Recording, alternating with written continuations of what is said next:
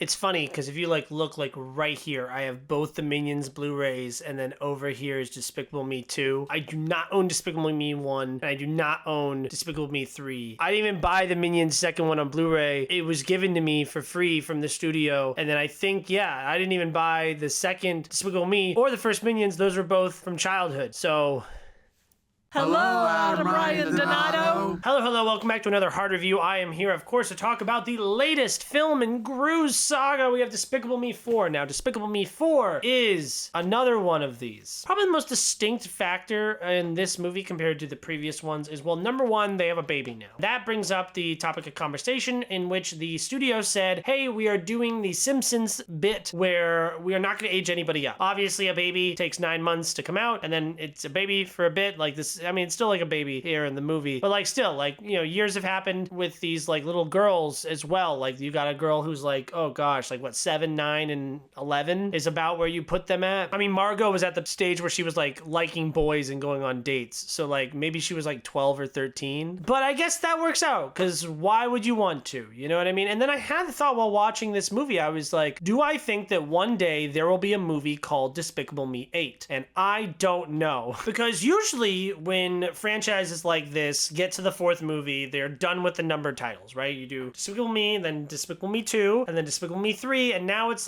well, it's been 7 years since the last Despicable Me movie. I know that Minions Rise of Gru just made $1 billion 2 years ago. It's been a long time since we've seen these characters. I mean, if someone was born in 2017 when they weren't able to go to the movies, now they'd be 7, they'd be perfect age for a Despicable Me movie. We're in the day and age of streaming services, so it's really easy for you to go back and watch whatever you want to watch. I think the most streamed movie was Moana, which Moana came out similarly 2016, so right around that same time, but it's perfect for kids stuff. That's why Disney Plus is a huge deal. All the movies there, you can watch whatever you want, whenever you want. Oh, this next movie's coming out? Okay, well, we could watch all the movies in that saga, especially when it's kids content, because if you wanted to watch all 3 Despicable Me movies and both Minion movies, that would probably take 7.5 hours. In less than a time of a school day, you could get through all of these movies, and these kids are watching them on repeat. But no, Despicable Me 4 wears the 4 number a badge of honor. And why do the subtitle thing? When they do a colon, Minions did that. There wasn't Minions 2, there was Minions Rise of Gru. I guess that might also be as to not alienate new fans of the franchise. It's more understandable when it's oh, you did 3 movies, now we're coming back after a long amount of time. Okay, Despicable Me and the Maxime's Revenge or something like that. But no, I'm happy that they just give them numbers. I know people even complain about Harry Potter, where they're I don't know which one's which. And I've tried that with regular people who will call themselves Harry Potter fans. I'll be oh, the 5th movie about wizards. We're playing the heads up game, and they're Goblet of Fire, and they're trying to figure it out. Whereas if you just give them numbers, I mean, I guess the subtitle also specifies it a little bit, because that's kind of my point with Despicable Me 4. It's the same movie as the last 2. Coming up with definitive differences between the 2nd, 3rd, and 4th, trying to figure out how this one's better and worse than the previous 2, kind of feels like an exercise in futility, because first of all, also, they're not worried about it. You know what I mean? They're not trying to make something new or innovative. They're just trying to make something that is satisfying. And it's very broad appeal. The Minions are brilliant. Obviously they don't speak English. They speak this kind of Minionese speak, which combines multiple different languages, but it's easily understandable for anybody. And then the family is so relatable. The baby stuff is fine. They do the typical baby bit. Oh, the baby likes the mom and everybody else, but doesn't like the dad. And that's kind of the bit of the movie, is we're trying to, grow the connection between Gru and his son. It's fine. I don't know. The baby's cute. Baby cute. Baby funny. Haha, baby. And there were some baby jokes that actually made me laugh a lot. The baby would have a toy and would purposely hit it off, and they'd be give me the toy. And it's that's so funny, because that's how it feels. It feels like they're just doing it on purpose, just so you will fucking pick it up. None of the kids really have anything to do in this movie. Margot is trying to fit in at her new school, but we really put that on the back burner, and we never satisfy that at all. The mischievous middle child, I think her name is Edith. She also doesn't really have anything much going on. And then the youngest child, I don't remember all their names. She's having a problem with lying because they have to go in the witness protection program, and she has to have a new name, and so she goes to class and and she's like, I can't say my name, and that's really it. The mom has a funny bit where she has to be a hairdresser in this new society because, you know, they have to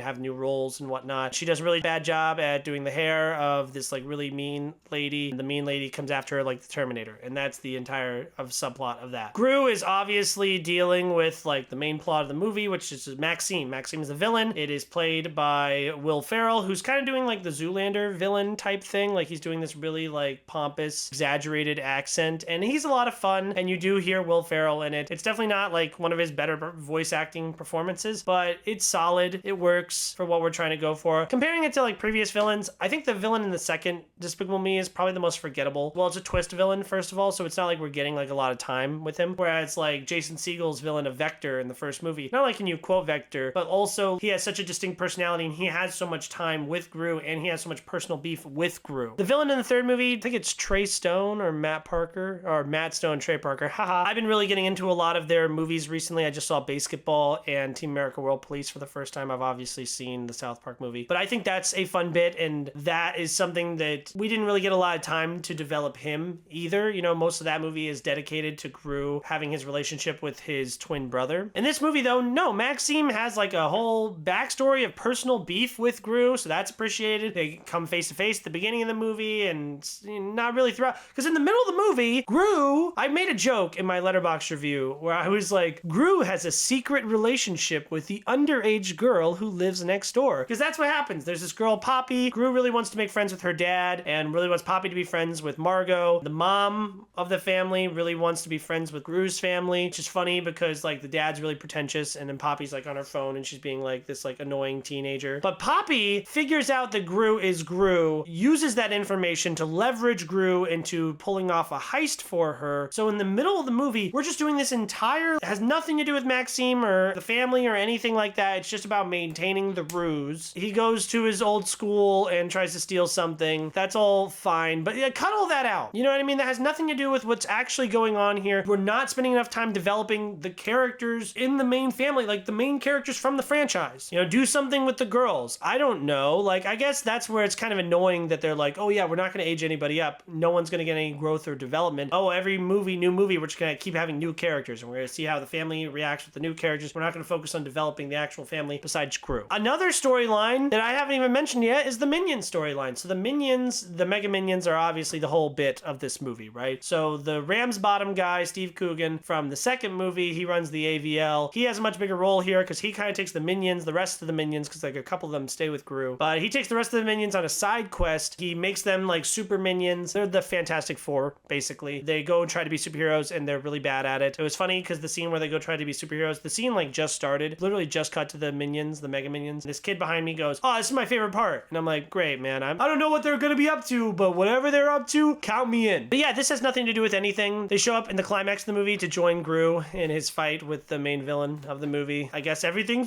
comes together at the end. I don't know. It just feels very sloppy. But I don't know. Sitting here critiquing the script for Despicable Me 4 feels stupid. I'm just happy that the villain was like beefed up a little bit. That's nice. People are going to be satisfied with the Minions shenanigans and little bits, and the family's kind of cute and it's all light. One thing that I do really like about the Despicable Me movies is the music in them. Obviously, they have like a lot of pop hits in there, you know, which is fun because who doesn't love pop hits? And, you know, that's how you get the parents to enjoy their time. They're like, oh, I remember that song. Because the kids are like, oh, Minions, you know, like it's so cute and funny. Pharrell, who's coming out with a Lego movie later this year, like about his life, he does like a lot of original songs and, you know, works on these movies. He's had success. I mean, Happy got nominated. That's a huge hit. One of the most popular songs of the 2010s. Fun, Fun, Fun is a good number. And in this one, we have Double Life. Is at the beginning of the movie, and it does a really good job of like setting the table, setting up the vibe, setting up like, oh, you know, who will Gru be tonight? That's the question. It's like, yeah, all right, let's go. Another Gru adventure. Come on. It's generally fun and light, this movie. I think that if you have kids, your kids will enjoy it. The parents will find it like cute enough. It's not like a Pixar in their prime kind of movie where it's like, oh man, this appeals to like regular adults too. It really doesn't. I'm sure there's regular adults that will go see this movie, like adult couples who will have a great time watching this, because it is super broad. It's meant so that the massive amount of people will enjoy it and go and see it. So that's why it's easy to be real cynical, because it's like, oh, it's clearly just a moneymaker type idea. But who cares? It's fun. It's a solid 3 out of 5. I had a fine time watching it. I wanted it to be over the whole time. But at the end, I was like, okay, thank God it's over and I'll never watch it again or really ever think about it again. Thank you guys so much for watching this review. Like, comment, subscribe. Why don't you tell me how you rank Despicable Me movies? I think the first one is the best one. And then I would have to go after that. Oh, fuck, this is bullshit. I'm going to include the Minions movies here in this. Give me Despicable Me 4. I guess it's the second best in the franchise, followed by Despicable Me 2. Give me Minions 1, Minions 2, and then Despicable Me 3. I really like the first Minions just because I like Sandra Bullock's villain character. By the way, now that we're at the end of the video, a couple spoilerish things, so click off if you haven't seen the movie. First of all, they do the thing in Kung Fu Panda 4 where you see all the villains from the previous movies at the end of the movie. They don't speak. That being said, when I go on Letterboxd, they're there. Like, it says John Hamm and Sandra Bullock and Taraji P. Henson and so on and so forth, which if they paid them and got them back, like, that's nice. But also Kung Fu Panda 4 was like, it was really cynical just seeing them like show up and, you know, do their moves, especially like the Furious 5 and everything. And then here it's like we're seeing it again and it's like, oh, it's such a trend. Like, am I supposed to be nostalgic right now for the Despicable Me franchise? You know, like Vector's cool. We just had the Vector short in front of Migration, which that was cute. Also, I was kind of confused with that whole scene because we're doing a Everybody Wants to Rule the World karaoke number with Gru and Maxime, which was weird because it's like, dude, you know, Maxime just like turned your son into a cockroach, right? You know, he just like forced your entire family to move to like a new place and take on new identities, threatened your life, turned your son into an insect, a disgusting insect, and now you're just like, well, I stole your karaoke song when we were younger, so let's go sing a karaoke song, and like everyone's having a great time. And it's like, dude, these